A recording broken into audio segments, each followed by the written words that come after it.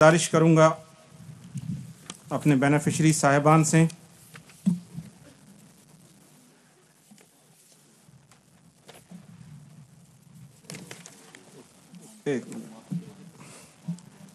Mask लगा लीजिए। तो तमाम बेनिफिशरी साहिबान से गुजारिश है। सबसे पहले ताबिंदा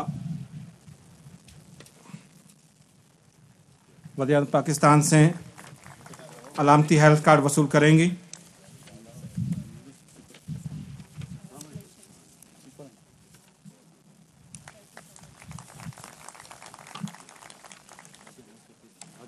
मुनीर साहब, सरदार साहब,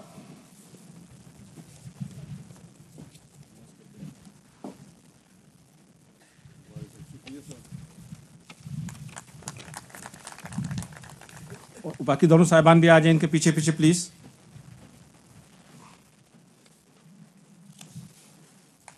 आज जी प्लीज बारी बारी आते जाएं।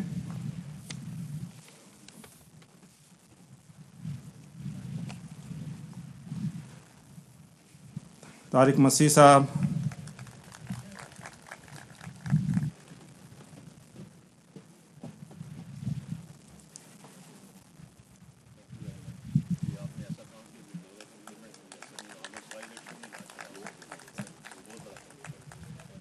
और इसके बाद इस तारीख़ी मौके पर मैं गुजारिश करूँगा वज़ारत सेहत की टीम जनाब आमिर ख्वाजा साहब, नबील आवान साहब, डॉक्टर सोनिया, गुलजार मल्ला, हिना अज़ीज़, मेरी छोटी सी टीम है जो इस पूरे प्रोग्राम को चला रही है, ज़ोहर एहसान और मैं ख़ुद वज़ीर आज़म के साथ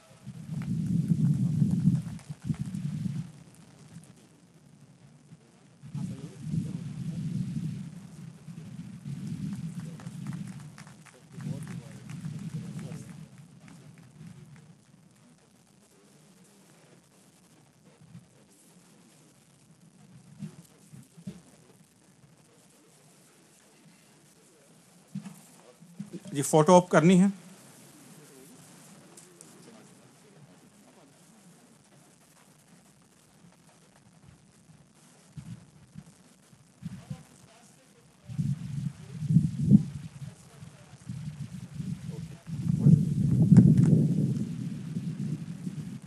अब मैं गुजारिश करूंगा आप सबकी भरपूर तालियों में वज़ीर आज़म इस्लामी जमहूरिया पाकिस्तान जनाब इमरान खान।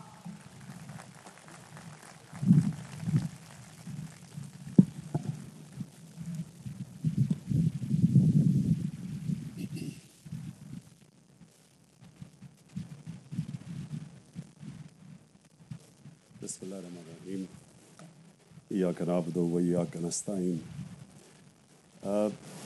मैं आज उस्मान आपको आपकी जो प्रोविंशियल हेल्थ टीम है उस सबको, डॉक्टर फैसल आपको और फेडरल हेल्थ मिनिस्ट्री की सारी टीम जो अभी मैंने इधर स्टेज पे जो थी,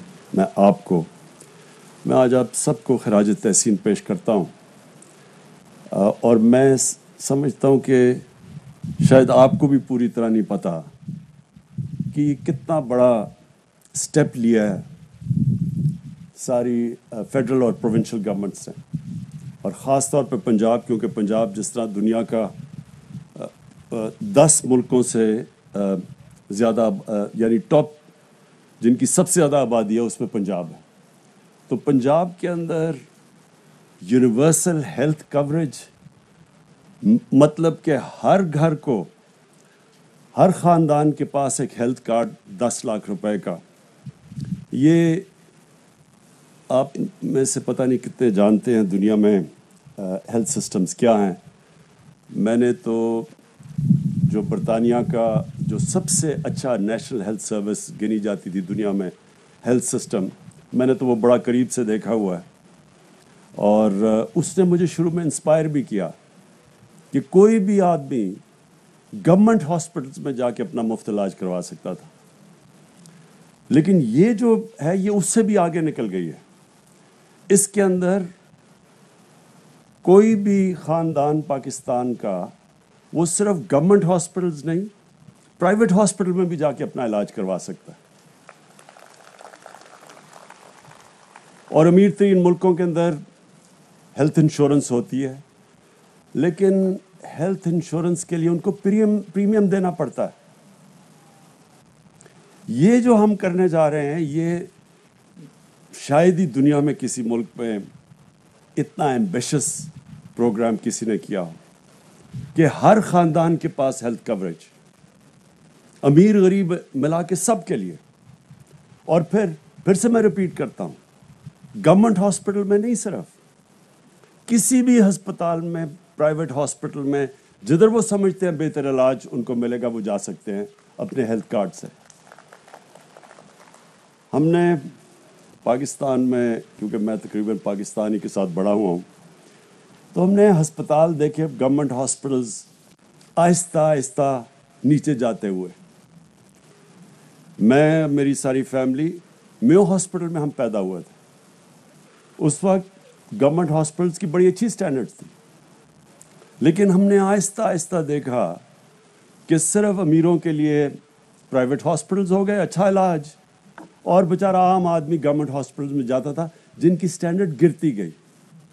اور پھر جب سے میں پالیٹکس میں آیا، مجھے موقع ملا سارے پاکستان میں پھرنے کا، تو جو ڈسٹرکٹس میں، دیہاتوں کے اندر جو ڈسٹرکٹ ہاسپٹلز بھی تھے، وہاں بھی ڈاکٹرز نہیں جاتے تھے وہاں کی. اور جو ریموٹ ایریاز تھے، وہاں تو بالکل ہی بیچارے غریب لوگوں کے لیے سہولت نہیں تھی. میاں والی جیسی جگہ، وہاں سے لوگوں کو پنڈی آنا پڑتا تھا اسلام آباد علاج کے لیے، کیونکہ وہاں کے جو ڈسٹرکٹ ہاسپٹلز تھے ادھر ڈاکٹرز نہیں تھے. تو بیسکلی سسٹم بن کیا گیا؟ سسٹم صرف پاکستان میں بن گیا ایلیٹ کے لیے. پیسے ہیں تو علاج کرواؤ، اچھا علاج چاہیے، پیسے چاہیے. غریب ہے وہ بیچارہ ٹھوکریں کھاتا پھرے. آپ کے پاس پیسے نہیں ہیں، یہ ملک کے اندر آپ کے لیے علاج کی سہولت یا اچھی تعلیم کی سہولت نہیں تھی. اور ہم، پھر سے میں ریپیٹ کرتا ہوں، میں اپنی قوم کو بار بار بتاتا ہوں، یہ کسی مقصد کے لیے ملک بنا تھا. ہندوستان کے مسلمانوں نے پاکستان کے لیے ووٹ دیا تھا، پتہ ہوتے ہوئے کہ وہ پاکستان کا حصہ نہیں بنیں گے، کیونکہ ایک بڑی خواب تھی علامہ اقبال کی کہ ہم ایک مثال بنیں گے دنیا کے اندر کہ ایک صحیح معنی میں اسلامی ریاست کیا ہوتی ہے، جو کہ مدینہ کی ریاست کے ماڈل کے اوپر کھڑی ہونی تھی، دنیا کے لیے مثال بننا تھا. تو میں جب سے دیکھا ہے، کبھی ہم کہتے ہیں کہ کسی طرح کے ایشین ٹائیگر بن جائیں گے، یعنی ہم، کسی نے اس ویژن کے اوپر سوچا ہی نہیں کہ ہم نے وہاں جانا تھا. اگر ہم نے سوچا ہوتا تو کوئی تو کوشش کرتا کہ اس ملک کے اندر عام آدمی کو بنیادی اس کی ضروریات پوری کرتے. جب شوکت خانم کے لیے میں نے شروع کی جد و جہد، کیونکہ وہ بھی 10 سال لگے بننے میں، تو وہ کیا اس کے پیچھے تھا؟ میری والدہ کو کینسر ہو گئی، پاکستان میں کوئی جگہ نہیں تھی، مجھے برطانیہ لے جانا پڑا. برطانیہ جا کے مجھے پتہ چلا کہ کینسر کا علاج سب سے مہنگا علاج ہے. تو مجھے تب جا کے پتہ چلا کہ ایک تو پاکستان میں علاج ہی نہیں کینسر کا، میں بات کر رہا ہوں آج سے 30 سال پہلے، 35 سال پہلے. اور اس کے بعد جو علاج ہے اس کا خرچہ اتنا زیادہ ہے کہ، اور جن کم ہاسپٹلز میں ہوتا، عام آدمی افورڈ ہی نہیں کر سکتا وہ، اور باہر تو وہ لے جا نہیں سکتا. تو تب میں نے سوچا تھا شوکت خانم کا. اور یہ ڈاکٹر فیصل بیٹھے ہوئے ہیں، یہ پہلے دن سے شوکت خانم میں رہے ہیں، ان کو پتہ، یہ آپ کو بتائیں گے کبھی کہ ہم جب ہاسپٹل کھولا ہم نے، تو ہم نے ایک باہر سے چیف ایگزیکٹو ہاسپٹل کا بلایا، کیونکہ یہاں ایکسپرٹیز نہیں تھی. اس نے پہلی میٹنگ میں ہمیں کہا کہ اگر آپ نے 5% سے زیادہ کینسر کے مریضوں کا مفت علاج کرنے کی کوشش کی، میں آج، وہ منٹس میں کہتا ریکارڈ کر لو، یہ 3 مہینے میں یہ ہاسپٹل بند ہو جائے گا. تو وہ، مجھے ابھی بھی اس کا نام ہے ڈیوڈ ووڈ، وہ تو 3 مہینے کے بعد چلا گیا. لیکن آج تک وہ ہاسپٹل جو 70 کروڑ روپے کی سے بنا تھا، وہاں ہر سال 10 ارب روپیہ وہ ہاسپٹل غریب مریضوں کے علاج پہ خرچ کرتا ہے 10 ارب روپیہ. تو میں اس سے میں نے کیا سبق سیکھا تھا؟ میں نے یہ ریئلائز کیا کہ یہ ہمیں بڑی ہماری غلط فہمی ہے کہ ہم سمجھتے ہیں کہ جی پہلے ہم انتظار کریں، کیونکہ اس نے یہ ایڈوائز دی کہ جی پہلے آپ انتظار کریں، ہاسپٹل انڈاؤمنٹ فنڈ اکٹھا کریں، پہلے پیسے آئیں گے، پھر آپ غریبوں کا علاج سوچیں. وہی ہمارے اس ملک کے جو سربراہ آئے ہیں وہ بھی یہی اسی کے انتظار کرتے رہے کہ جی پہلے پاکستان میں خوشحالی آئے گی، پھر ہم لوگوں کے لیے فلاحی ریاست کی طرف جائیں گے. میں دوسری طرف سمجھتا ہوں، اور میں وہ اس کے لیے، کیونکہ آپ اگر اسٹڈی کریں، میں اب انشاءاللہ ہم نے جو رحمت العالمین اپنی اتھارٹی بنائی ہے، یونیورسٹیز میں، اسکولوں کے اندر ان کو اسٹڈی کروائیں گے نبی کی سیرہ، نبی صلی اللہ علیہ وسلم کی، کہ ان کا راستہ کیا تھا، کیونکہ وہ دنیا کی تاریخ کا سب سے بڑا انقلاب تھا. تو انہوں نے کیا مدینہ میں کیا ثابت کیا تھا؟ پہلے انہوں نے فلاحی ریاست بنائی، پہلے ریاست کے اندر رحم آیا، انہوں نے اپنے کمزور طبقے کی ذمہ داری لی. انہوں نے شروع میں پیسہ تو تھا ہی نہیں ان کے پاس، غریب ترین لوگ تھے، ہجرت کر کے زیادہ تر آئے تھے، کچھ بھی نہیں تھا ان کے پاس. لیکن شروع سے 2 چیزیں کی گئیں. ایک، انہوں نے اپنے کمزور طبقے کے لیے ریاست نے ذمہ داری لی، جو بھی پیسہ آتا تھا پہلے نیچے چلا جاتا تھا. اور دوسری چیز، رول آف لا قائم کیا، قانون کی حکمرانی قائم کی. ان دو پرنسپلز کے اوپر مدینہ کی ریاست بیس تھی. ہم نے دونوں ہی نہیں کیا. ایلیٹ کیپچر ایک طرف ہو گیا، طاقتور کے لیے قانون، کمزور کے لیے دوسرا. اور دوسری چیز، ہم نے کبھی کوشش ہی نہیں کی فلاحی ریاست کی طرف، بلکہ امیر غریب میں فرق بڑھتا گیا. تو یہ جو آج قدم اٹھایا گیا ہے، یہ انشاءاللہ وقت ثابت کرے گا کہ یہ ایک ڈیفائننگ مومنٹ ہے پاکستان میں. یہ وہ قدم ہے جو اس کی، میں پھر سے ریپیٹ کرتا ہوں، عظمت کا راستہ ہے.